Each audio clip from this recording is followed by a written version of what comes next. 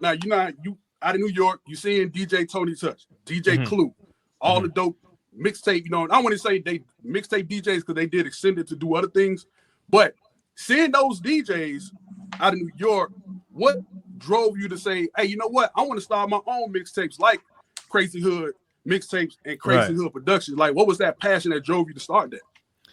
I mean, I loved all those mixtapes. We would get all those mixtapes from New York and Miami, and we loved the music that was on them, but there was no representation in terms of like Miami, the South and all that. And we just felt like, in terms of me and my crew, how could we help build up our local scene and kind of get that pride for our scene, And so the mixtapes was the lane that I decided to go on because, we're listening to these mixtapes and they're shouting out Brooklyn, Bronx, and Queens and putting on underground artists from their area as they should. But, that's kind of weird when, in Miami, there's nothing that's, representing Miami cities in different areas of Miami or putting underground artists from Miami on. And so that's really the passion that I have for that was like, I'm going to rep the South. I'm going to rep Miami. I'm going to rep my specific part of Miami.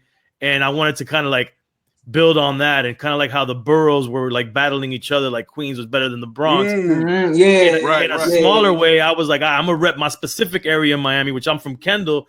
And then the Kenton people outside of Kendall be like, man, fuck Kendall, man. Like, in Hialeah or Cutler Ridge or Richmond Heights or, Liberty City or Carroll City. And then, but, friendly competition between the hip hop entities in all the areas to kind of build up our whole scene here. Right. See, I know about that. You know what I'm saying? Like, you know what I mean? Like, man, me from being from Liberty City, you know what I'm saying? And seeing like the Sugar Hill DJs and legend private radio stations, you know what I'm saying? That Luke had started. So now, how much DJ Uncle Al have influenced you? Because I know you interviewed Uncle Al back in the day. You know what I'm saying? I did.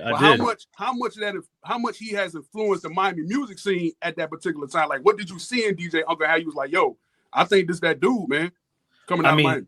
First of all, he was a legend while he was alive. Obviously, rest in peace to him. Right. And he's a legend, a Miami hip hop legend, and I think a legend in music to me personally.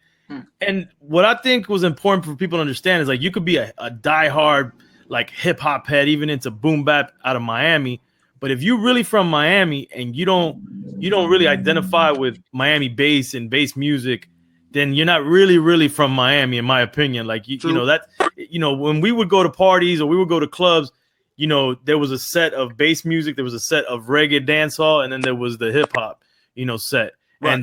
And the bass and the reggae was what you was dancing with the ladies with, you know what I'm saying? So that was a part of our DNA. Luke, Two Live Crew, Poison Clan, you mentioned the ghetto style DJs, which is Luke's DJ crew, Sugar Hill DJs. So all of that was a part of it. And then I got the chance to go to a battle between, I think it was Sugar Hill DJs against, might have been Jam Pony Express. I'm not 100% sure who they were battling.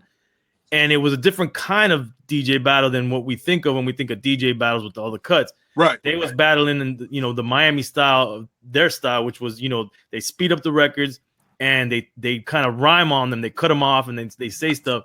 Yo, if you tell me that's not skills, I don't know what you're talking about, because the skill level that they had to do that, I just had a whole newfound respect for them. And yeah, we got, I tried to launch a magazine in like 97, 98 called Trife Life Magazine. And we had the opportunity to interview Uncle Al and the Sugar Hill DJs. Actually, we would do a lot of parties where they would be spinning at as well, and I would spin too. I think it was a Goody Mob show, maybe at Studio 183rd. That was Carol City. Yeah. We used to go there all the time. They used to do a lot of hip hop events there. So yeah, man, he's a legend, man. He means a lot to the city. Yeah, he do, man. So now